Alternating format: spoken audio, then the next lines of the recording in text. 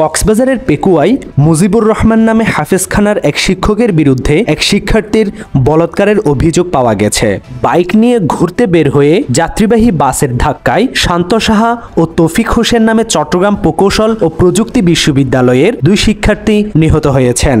চট্টগ্রাম নগরীতে যাত্রীবাহী টেম্পুর ভেতর এক যাত্রীর মৃত্যুর ঘটনা ঘটেছে। জনমনে হিট স্ট্রোকে মারা গিয়েছে বলে ধারণা করা হলেও পুলিশ বলেছেন ময়নাতদন্তের রিপোর্ট আসার পর জানা যাবে মৃত্যুর কারণ। চন্দনাইশে পুকুরে গোসল করতে নেমে একই এলাকার 2 শিশুর মৃত্যু হয়েছে।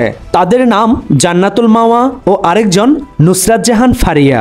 কর্ণফুলী আনোয়ারা সড়কে বাস সিএনজির মুখোমুখি সংঘর্ষে চালক ও যাত্রী গুরুতর আহত হওয়ার খবর পাওয়া গেছে। এতে বাসের ধাক্কায় দুমড়ে মুচড়ে গেছে সিএনজি ট্যাক্সি। চট্টগ্রাম নগরীতে 4800 পিস ইয়াবা ট্যাবলেট সহ আপন দাস নামে এক মাদক কারবারিকে গ্রেফতার করেছে কোতোয়ালি থানা পুলিশ।